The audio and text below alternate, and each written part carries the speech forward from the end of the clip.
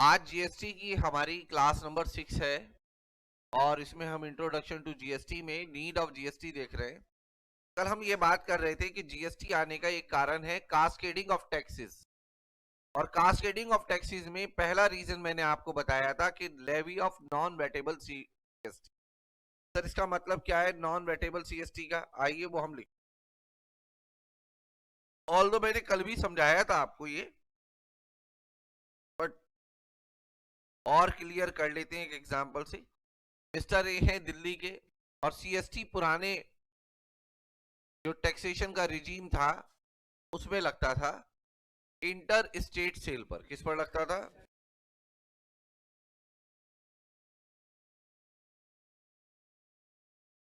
Mister B हैं, ये दिल्ली के हैं और यूपी के हैं, उत्तर प्रदेश के।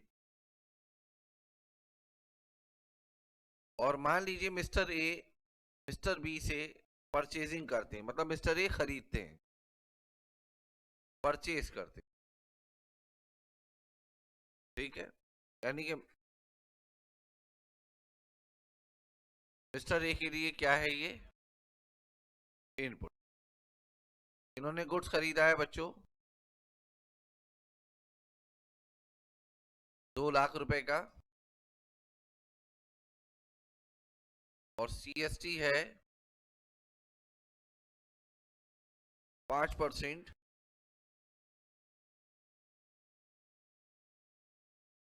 यानी कि 10,000। टोटल वैल्यू हो गई 2,10,000। 2,10,000 ये टोटल वैल्यू है हमारी।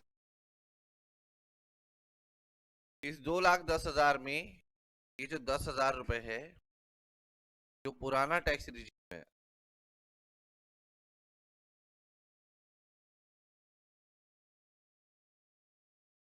अर्लियर टैक्स रिजीम में जो सीएसटी होता था सेंट्रल सेल्स टैक्स, उसका क्रेडिट नहीं, सीएसटी का क्रेडिट नहीं मिलता था। कल भी मैंने ये बात बताई थी, सीएसटी का क्रेडिट नहीं मिलता था। यहां लिख लें इसमें, क्योंकि जिस चीज का क्रेडिट नहीं मिलता था उसे कहते थे नॉन वेटेबल। बच्चे जब नॉन वेटेबल वर्ड समझते हैं तो वो सोचते हैं उस पर वैट नहीं लगेगा। नॉन वेटेबल का मतलब जो हिंदी मीनिंग आप निकालते हैं वो ये निकालते हैं कि इस पर वैट नहीं लगेगा। ये मीनिंग नहीं है। नॉन वेटेबल का मतलब है इसका क्रेडिट नहीं मिले। Therefore,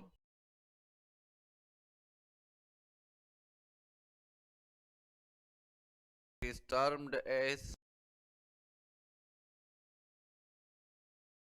non wettable. जीएसटी कैसा था? Non wettable. ये पहला कारण था। और जिस चीज का क्रेडिट नहीं मिलता था उसको हम कॉस्ट में जोड़ लेंगे, तो मिस्टर ये क्या करेंगे, इसको कॉस्ट में जोड़ लेंगे, और कॉस्ट में जोड़कर जब आगे बेचेंगे इसको तो उसके ऊपर टैक्स लगाएंगे। तो कास्केडिंग का पहला रीजन था नॉन वेटेबल जीएसटी, पुराने टैक्स। अब की बात नहीं हो रही है, ये बात 1 जुलाई 2017 से पहले की बात। नंबर 2, इंक्लूजन ऑफ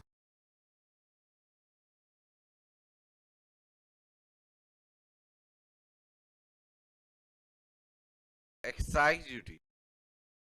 अभी बच्चे आने वाले हैं कुछ, तो मैं उनको आपके सामने लेके आऊंगा ताकि वो 2-4 बात बताएं कैसे पढ़ना चाहिए। मेरी बस कमी एक ही है कि मैं मुंह पे बोल, मेरे साथ प्रॉब्लम ही है। और आज का बच्चा ये बर्दाश्त नहीं करना चाहता है कि हम पता हम कैसे नेचर में पले। गली का कोई बंदा हमको कहीं मिल गया, रिश्तेदार नहीं, गली का, वो भी हमको पीटता हुआ घर ले जाता था और हमारे घर वाले कहते थे ठीक। हमको थोड़ा सा अटपटा लगता था, मगर जैसे जैसे बड़े हुए उन सबको सबको दिल से शुक्रगुजार हूं कि उनके उस ठोका पीटी से हम सही रास्ते पे रहे। हर कोई टोकता था। मेरे याद है कि हम छोटा सा पेपर छोटी क्लास का, मान लीजिए 5वीं क्लास का पेपर देकर आ रहे हैं फॉर एग्जाम्पल, तो मेरे जितने मामा थे सब पूछते थे क्वेश्चन पेपर, उनको खुद नहीं पता था, वो खुद साइंस नहीं जानते थे, मैथ्स नहीं जानते, पूछते थे बताओ क्या लिखा है। अभी बस पापा पूछ रहे थे, हाँ बेटा पेपर चल रहे हैं, ठीक है, पैसों वैसों की तो जरूरत नहीं, ये पूछते हैं आज। हमसे पूछते थे क्या लिखा है ये बताओ। अभी ऐसा नहीं होता, अभी कम है ऐसा, ठीक है। और तो टोका टाकी बच्चों को पसंद नहीं, और खासतौर पे एक मामले में तो पसंद है ही नहीं, ठीक है, लैला मजनू वाले मामले, ठीक है, कहते हैं प्यार का दुश्मन, ठीक है, तो हम प्यार के दुश्मन हैं बेटा, दुश्मन भी नहीं है, दुश्मन। हाँ, इंग्लिश में पढ़ो तो डसमन, ठीक है। Inclusion of excise duty.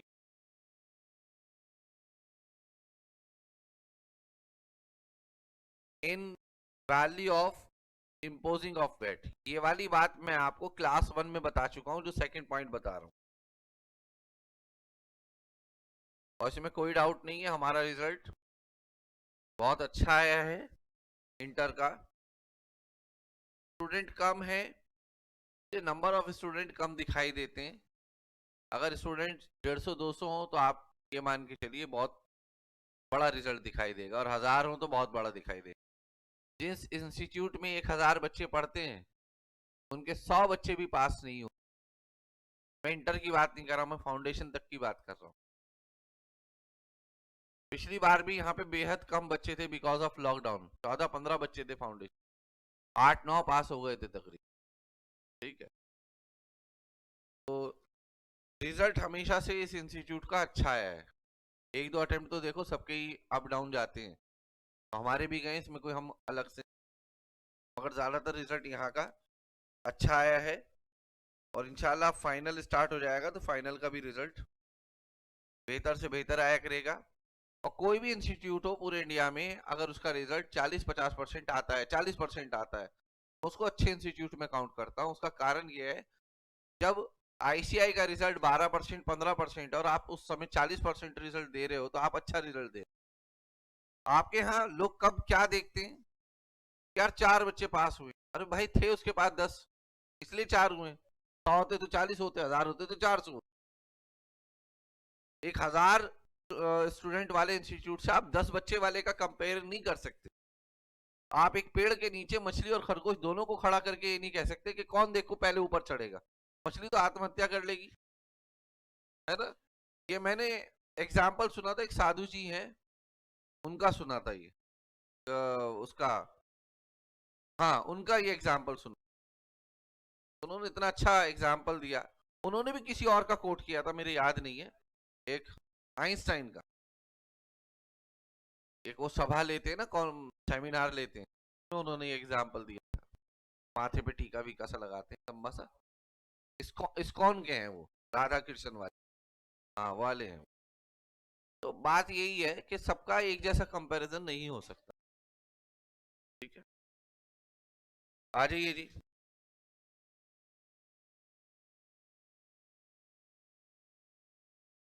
Mister A,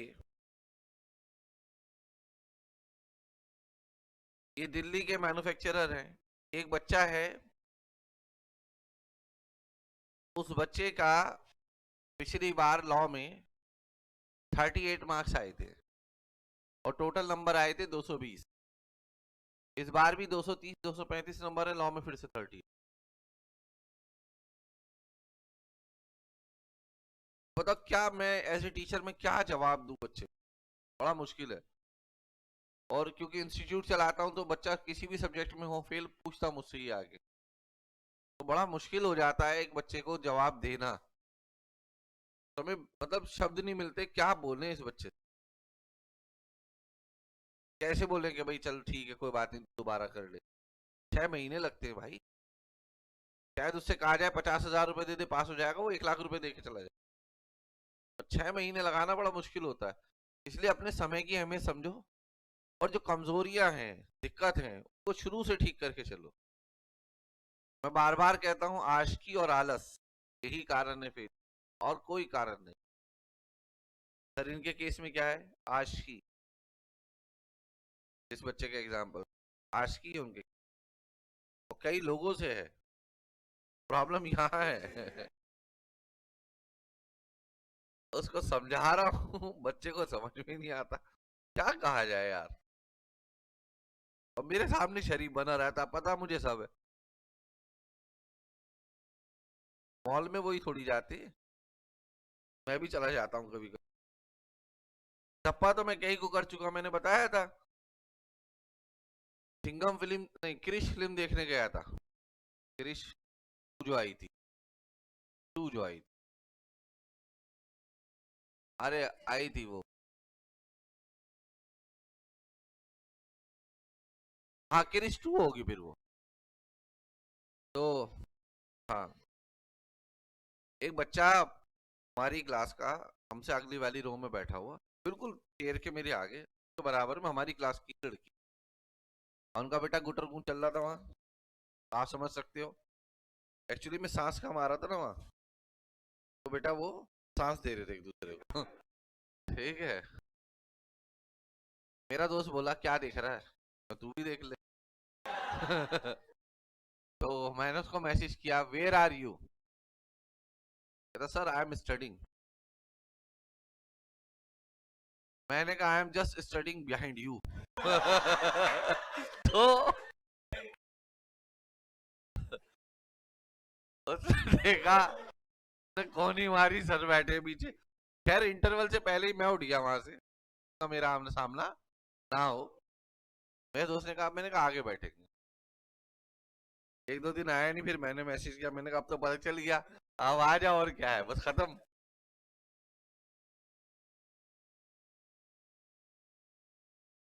इसी को बोलते हैं बेटा धप्पा।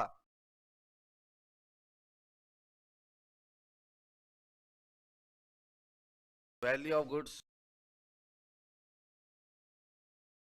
बेटे इसमें मिस्टर ए ने क्या लगा के बेचा होगा, एक्साइज ड्यूटी, जिसको हम क्या कहते हैं, असाइनमेंट। ये पुराने लॉ में लगता था ये बात, मैं क्लास वन में भी बता चुका हूँ आपको, ये वाला एग्जाम्पल। टोटल कितना आ गया, 1,12,500। इस पर वैट लगा सपोज 10% के रेट से, 11,250। तो मेरा क्वेश्चन ये है कि क्या जो वैट लगा है वो एक्साइज ड्यूटी के साथ लगा है या नहीं। VAT is charge on excise duty as well, excise duty as well. बोलो बेटा।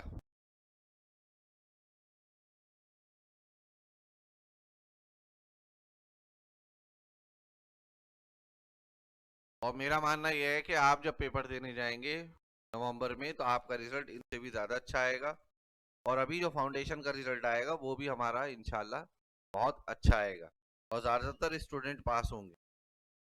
और भाई कोई बच्चा रह जाएगा तो समझ लो मेरे पास शब्द नहीं होंगे सिवाय उसके हमदर्दी, तो वो बात जरूर करे और खुद से शुरू करे बात। ठीक है, मुझे बड़ी दिक्कत होती है बच्चे से उस समय बात करने में, दिक्कत ऐसे कैसे, ये नहीं समझ में आता उसको कैसे सिंपैथी दें। ठीक है, क्योंकि मैं ऐसा व्यक्ति हूँ अपने पर्सनल लाइफ में जो रोता वोता सा नहीं है, जैसे रोते हैं ना, रोने लगते हैं किसी बात पे, वैसा नहीं। आवाज मेरी भारी रहती है, बहुत सारे फोन पे सुनते तो सुनते सर सो रहे हैं, सो नहीं रहे बेटा, शेर की आवाज ऐसी ही लगती है हर जगह कि वो गुर्रा रहा है। ठीक है, वो नॉर्मल भी बात करेगा, खौफ करेगा पहले फिर बोलेगा, वो वाली बात है।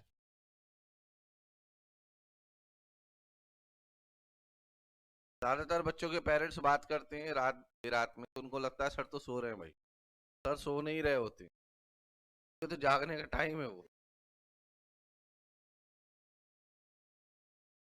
मिस्टर बी यूपी के हैं और मिस्टर ई ए कहाँ के हैं, दिल्ली के।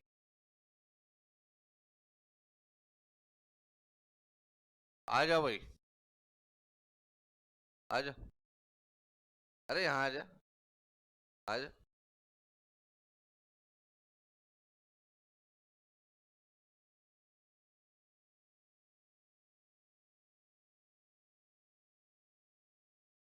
आओ भाई मनदीप भाई आओ। अभी वो उधर चला गया सर के पास। आ जाएगा, आ जाएगा सर। हाँ बेटे, अभी मैं आपको मनदीप भाई से बात करवाऊंगा, ठीक है? और उसके बाद हम आगे कंटिन्यू करेंगे।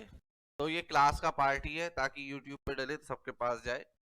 बाद में हम इसको यहाँ से निकाल के कट करके और यूट्यूब पे अलग से डाल देंगे। बेटा ये क्लास का सेशन हमारा थोड़ा छोटा होगा। का कारण ये है कि आज रिजल्ट आया है तो थोड़ा हम रिजल्ट में लग रहे हैं। मगर ये जो टॉपिक है इसको हम देख लेते हैं, इसको पूरा कर लेते हैं। आ जाइए जरा। मिस्टर बी यूपी के हैं और मिस्टर ए दिल्ली के हैं। इन्होंने, मिस्टर बी ने दिल्ली वाले को सेल किया है goods, sales of goods, sales of goods किया है। जो भी वैल्यू ऑफ गुड्स होगी, बेटे बात नहीं, जो भी वैल्यू ऑफ गुड्स होगी उस पर लगेगा सीएसटी। अभी जो हमने ऊपर एग्जांपल में लगाया था कितने का, 10,000 का सीएसटी बेटा, 10,000 का था सीएसटी, 10,000 का था। ये रहा, ठीक है, सीएसटी 10,000 का था। मिस्टर ए ने क्या किया, इसको फर्दर सेल किया। मिस्टर ए इसको दो तरीके से सेल कर सकते हैं, या तो इंटर स्टेट सेल,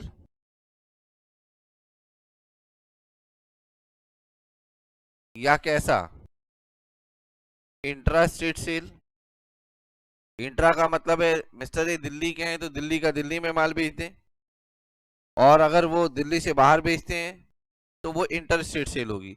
अगर mister A inter state sale करते हैं तो बेटा इनके ऊपर लगेगा सीएसटी, और अगर इंट्रा स्टेट सेल करते हैं तो इनके ऊपर लगेगा वैट। ये जो 10,000 रुपए हैं, ये वाले 10,000, हम चाहेंगे इस 10,000 का सीएसटी का क्रेडिट यहाँ पे मिले। अगर ये इंटर स्टेट सेल करते हैं तो जवाब है सीएसटी का क्रेडिट नहीं मिलेगा। चाहे आप इंट्रा स्टेट सेल करें या इंटर स्टेट सेल करें, सीएसटी का क्रेडिट किसी में से भी नहीं मिलेगा। मतलब मिस्टर ए दिल्ली का दिल्ली में बेचें या दिल्ली से बाकी किसी भी राज्य में बेचें, क्रेडिट नहीं मिलेगा। चाहे वापस यूपी में ही बेच दें तब भी क्रेडिट नहीं मिलेगा, क्योंकि सीएसटी क्या है, नॉन वेटेबल। और क्योंकि सीएसटी का क्रेडिट नहीं मिलेगा तो ये अपनी किस में जोड़ लेंगे, कॉस्ट में, और कॉस्ट में जोड़ते ही फिर उसके ऊपर वैट लगाएंगे, जिससे क्या होगा, टैक्स के ऊपर टैक्स लग जाएगा। ठीक है बेटा, सिर्फ हम आज यही वाला टॉपिक पूरा कर लेते हैं, उसके बाद क्लास को वाइंड अप कर देते हैं, ठीक है? कल से हमारी प्रॉपर तरीके से क्लास जैसे चलती है 11 से 1, जैसे चली है क्लासेस वैसे ही चलेगी। और बेटा मैं सब बच्चों से कहना चाहूंगा, कृपया करके घर से निकलें अब, ठीक है? अब रिजल्ट जो आएगा वो आपका होगा, चाहे फाउंडेशन का भी आपका रिजल्ट आएगा और इंटर का भी अब आपका आएगा, ठीक है? तो इसलिए आप सब लोग घर से निकले। अभी ठंड पड़ रही है, गर्मियों में गर्मी भी इससे खतरनाक पड़ेगी, ठीक है? गर्मी भी बहुत बुरी पड़ेगी, और आप आए गर्मी में, बरसात होगी तो बस में पानी घुस जाता है, इतनी बरसात होती है। तो अगर हम सब मौसम की छुट्टियां मान लें तो कोर्स निपट जाएगा इतने में ना। तो प्लीज घर से बाहर निकलें अब, ठीक है? हाँ बेटा, वैट का क्रेडिट मिलता था, मिलता है नहीं, मिलता था, ठीक है? अब नहीं मिलता है। हम ये बताना चाह रहे हैं अब कि जीएसटी आने के कारण क्या थे। जीएसटी आने के दो कारण हमने डिस्कस कर लिए। नंबर 1 क्या बताया था आपको, कल बताया था, जो लोकल बॉडीज टैक्स लगाती थी वो इंक्लूडेड नहीं था, नंबर 1। और नंबर 2 कास्केडिंग इफेक्ट। और नंबर 3 मैं बताने जा रहा हूं, लिखिएगा, no sandwich credit after manufacturing.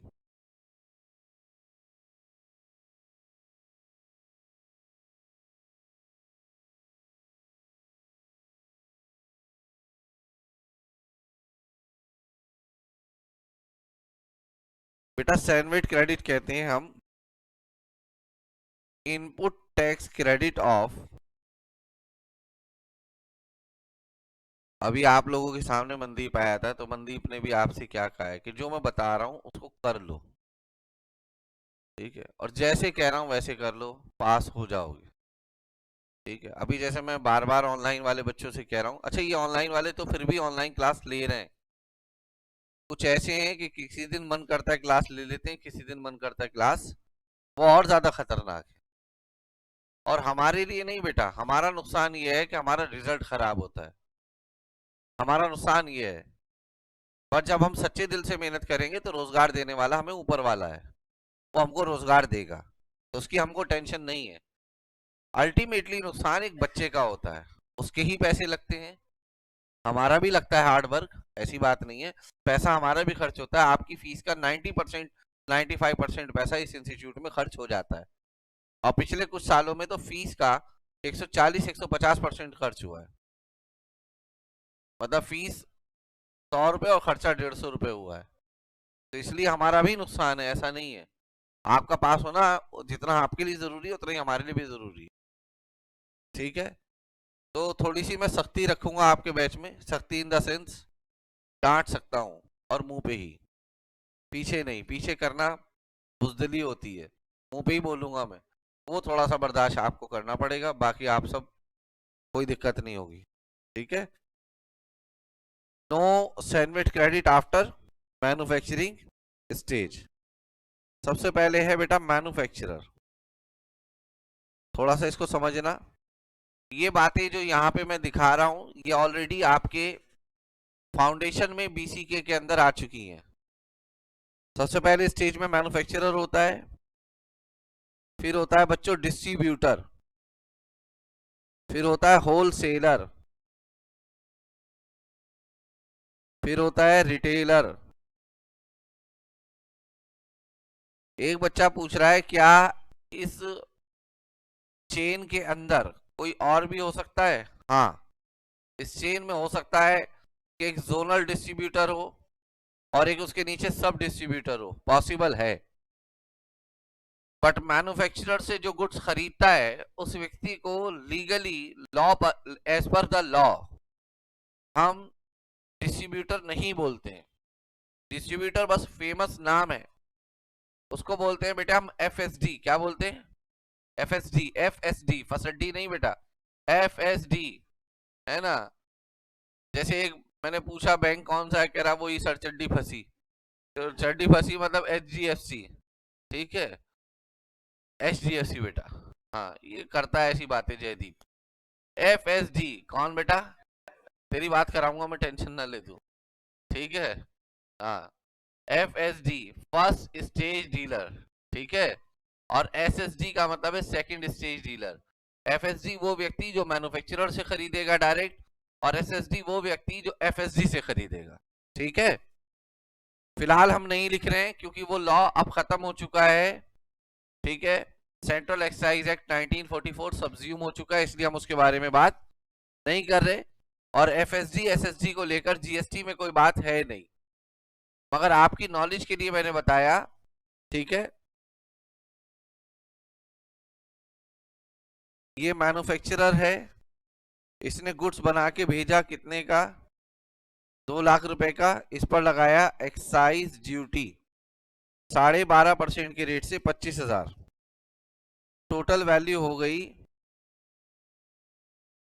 2,25,000, इस पर लगाया वेट 40,000, टोटल हो गया 2,65,000, ठीक है। डिस्ट्रीब्यूटर ने इसको बना के भेजा, तो डिस्ट्रीब्यूटर बताओ अपने गुड्स की कॉस्ट कितनी लेगा बेटा? 2 लाख लेगा या 2,25,000 लेगा? 2,25,000, क्योंकि डिस्ट्रीब्यूटर मैन्युफैक्चरर नहीं है, ये ट्रेडर है, इधर से गुड्स ले रहा है और होलसेलर को बेच रहा है, तो इसका एक्साइज में रजिस्ट्रेशन नहीं होगा। ऊपर देखो क्या लिखा है, no sandwich credit after manufacturing stage. इसका क्या मतलब है? इसका मतलब यह है कि ये व्यक्ति अपनी जो गुड्स की कॉस्ट है वो कितनी दिखाएगा, 2,25,000। अगर मैन्युफैक्चरर के बाद भी सैंडविच क्रेडिट मिलता तो फिर ये अपनी कॉस्ट में इसको ऐड ना करता। तो ऑल्दो इसकी बात हम ऑलरेडी ऊपर पढ़ चुके हैं जिसका नाम कास्केडिंग था, तो इसी पॉइंट को आईसीआई के मॉड्यूल में दोबारा लिखा गया है।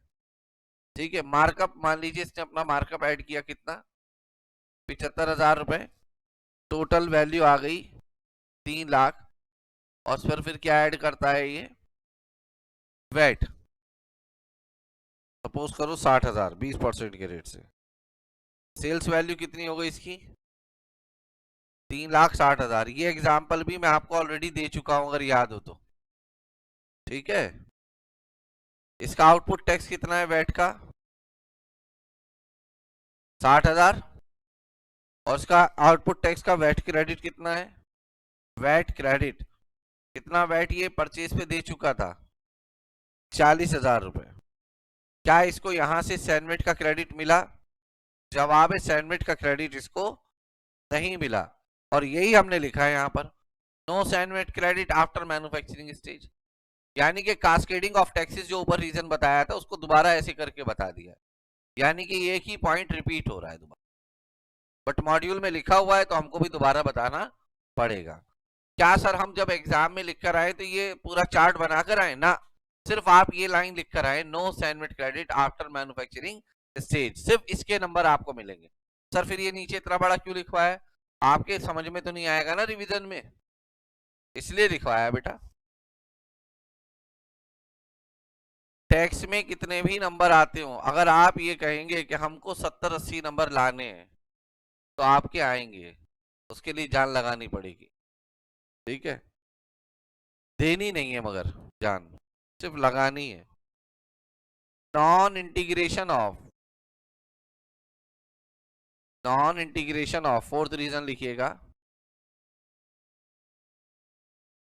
Non integration of VAT and service tax. पहले क्या होता था, आप रेस्टोरेंट में जाइए, जो फूड आइटम होते थे उस पर तो लगता था वेट, और वहां की जो रेस्टोरेंट की सर्विसेज थी उन पर लगता था सर्विस टैक्स। मतलब एक ही बिल में आपके ऊपर वेट भी लगता था, और इसी तरीके से जो रियल एस्टेट डेवलपर होते थे वो सीमेंट स्टील और कंक्रीट का यूज कर रहे हैं उस पर तो वो लगाते थे वेट, और जो लेबर के चार्जेस होते थे, इंजीनियरिंग फीस होती थी, उस पर लगाते थे। तो बड़ा दिक्कत रहती थी, मतलब एक ही काम पर, एक ही ट्रांजेक्शन पर वेट भी लगता था और सर्विस टैक्स भी लगता था, सर्विस टैक्स लगता था। तो ये बड़ी दिक्कत होती थी। तो लिखिएगा डिफिकल्टी, लिखना बेटा, डिफिकल्ट टू सेग्रीगेट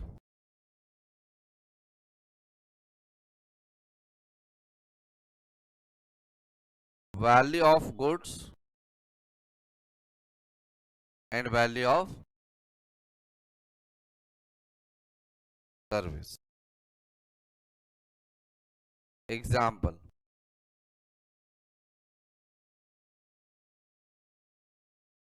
एग्जाम्पल दे रहा हूं मैं, रेस्टोरेंट,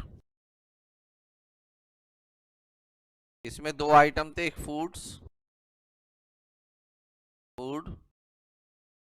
इनको हम कह सकते हैं गुड्स, इन पर लगता था बच्चों वेट, पुराने लॉ की बात कर रहा हूं मैं। और जो यहाँ की सर्विसेज थी, फैसिलिटीज थी,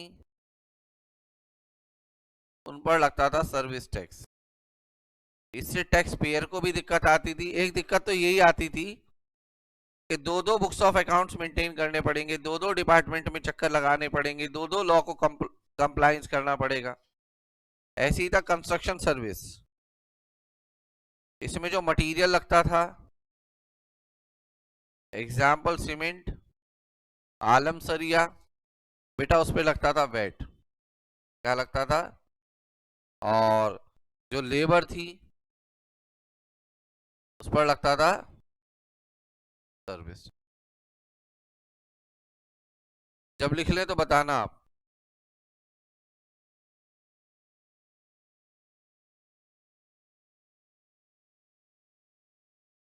लिख लिया बेटा?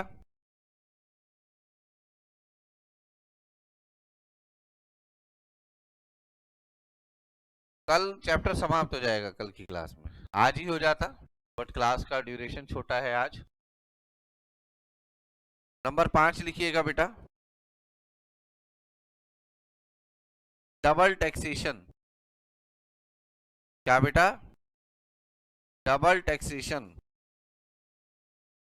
Of a transaction.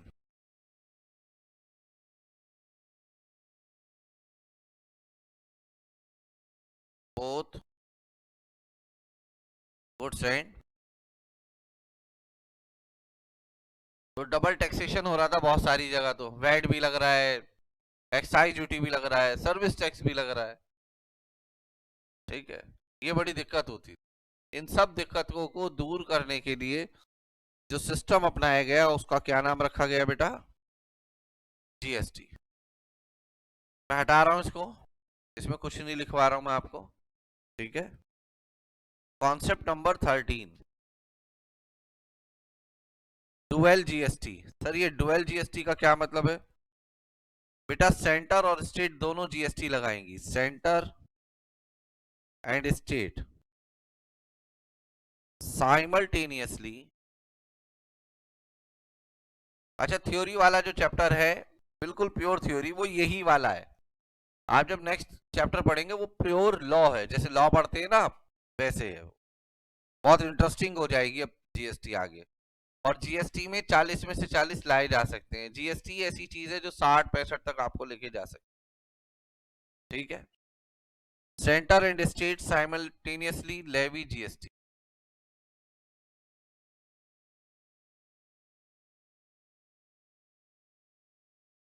on taxable supply of goods oblique services of intra-state trade और कॉमर्स। बेटा मैंने क्या लिखा है? सेंटर और स्टेट जीएसटी दोनों एक साथ लेवी करेंगी। जो भी टैक्सेबल सप्लाई होगी, वर्ड देखिए क्या लिखा हुआ है। तो टैक्सेबल समझने से पहले तो हमको समझना पड़ेगा सप्लाई किसे कहते हैं, तो इसके लिए हमको नेक्स्ट चैप्टर पूरा पढ़ना है। ठीक है, और किस पे लगेगा? इंट्रास्टेट ट्रेड और कॉमर्स पर दोनों लगाएंगे, जिसका नाम सीजीएसटी और एसजीएसटी होगा। और लास्ट लाइन लिखिए आज की क्लास की, central will levy GST on inter state, किस पर? इंटर स्टेट ट्रेड और कॉमर्स। बेटा ये जो लास्ट लाइन लिखी है, कोई बताएगा मुझे इसकी हेल्प से कौन सा टैक्स लगेगा? आईजीएसटी लगेगा, आईजीएसटी। ठीक है, तो कल हमको कुछ छोटे छोटे कॉन्सेप्ट पढ़ने हैं और मेरे हिसाब से 1 घंटे के अंदर अंदर क्लास समाप्त हो जाएगी और हम क्वेश्चन आंसर शुरू कर देंगे कल ही। कल हमारे क्वेश्चन आंसर स्टार्ट हो जाएंगे। तो कृपया करके मेरी रिक्वेस्ट है उन सब लोगों से जो सिर्फ ऑनलाइन क्लास ले रहे हैं, वो हो सके तो ऑनलाइन से फेस टू फेस आए, और जो लोग फेस टू फेस नहीं आ सकते वो ऑनलाइन अवेलेबल रहें, छुट्टी कोई ना करें। ठीक है, कल मुलाकात करेंगे, तब तक के लिए बेटा बाय बाय। आज की क्लास में इतना ही।